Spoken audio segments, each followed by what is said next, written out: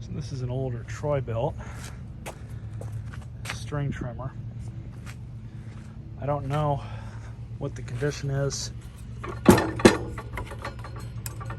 I do know that it's really dirty. It's got oil in it. Gas tank is spotless. And the engine turns. It doesn't feel like there's much compression though.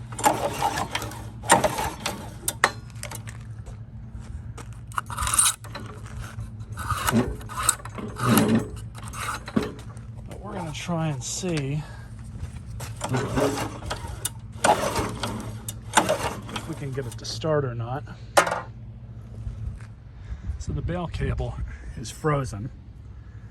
So it appears that it is locked in the pulled back position, which means that this is going to turn on when I turn the machine on. Maybe, provided the belt side's still connected. But we're going to undo the air filter box.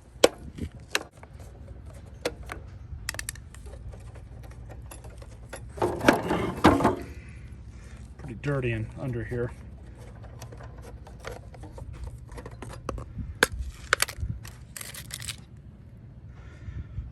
That air filter actually looks like it is not the original filter.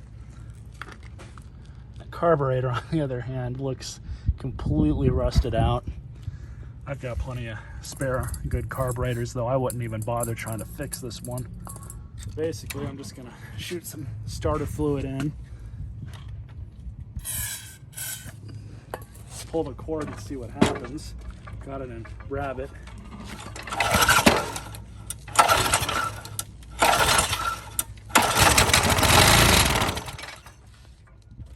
That's promising. So it runs. Let's swap out that carburetor, that air hat, see if I can remove this wheel.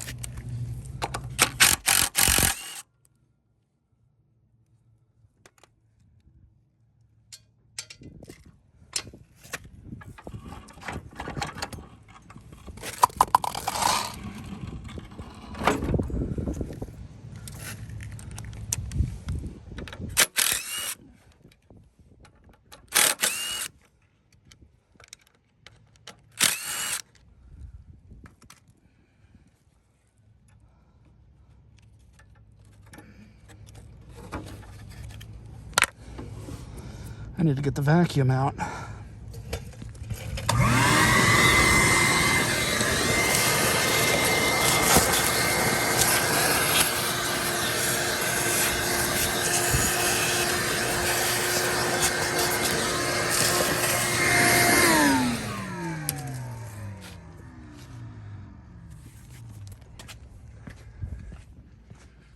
So in this case, we're going to replace that air hat. I should have a couple here.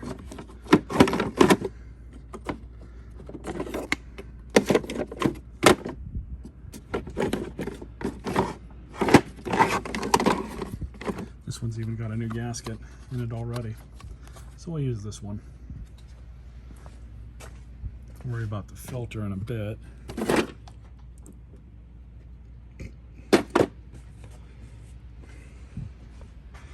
We do have some new carburetors. I think this is the correct one. And it is. So we're going to pull back the fuel line. That definitely needs to be changed.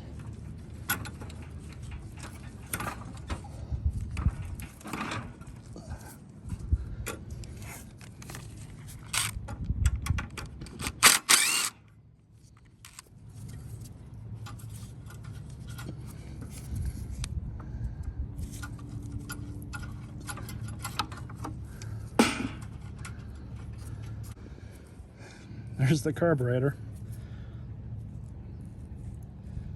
The inside of that is just corroded. The choke, the butterfly doesn't even want to move really hardly at all. So this is a perfect candidate for a cheap Chinese carburetor. So new O-ring. New carburetor. If this thing proves to be worth fixing, I will replace that fuel line. I'm not really all that concerned about it right now, though.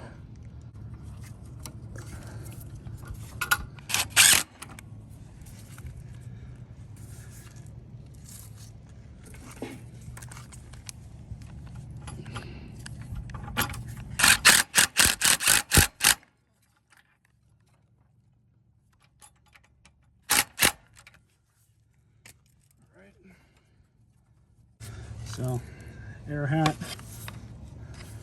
It's already got the gasket, as I already showed you guys.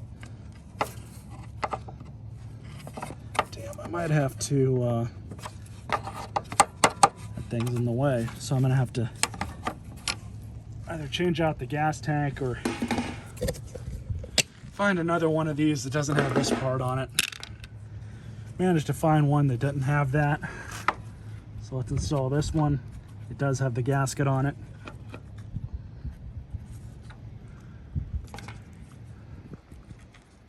Now for these, I'm choosing to use my little impact. Nice and easy, not too tight.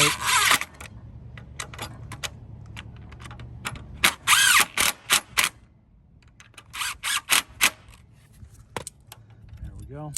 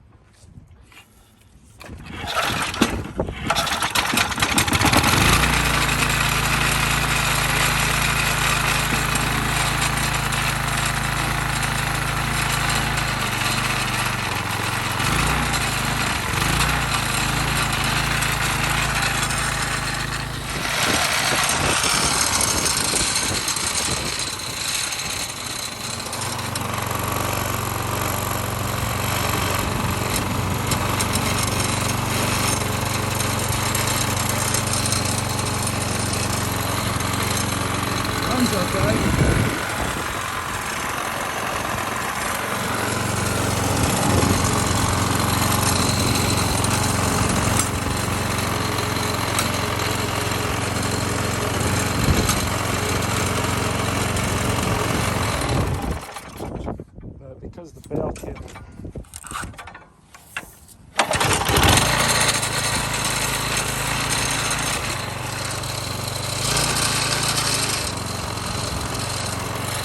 idle's nice.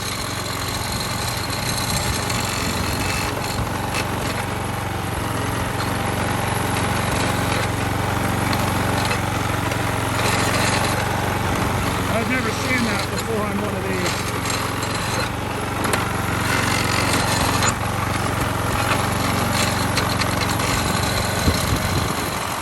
Probably stick some grease on that.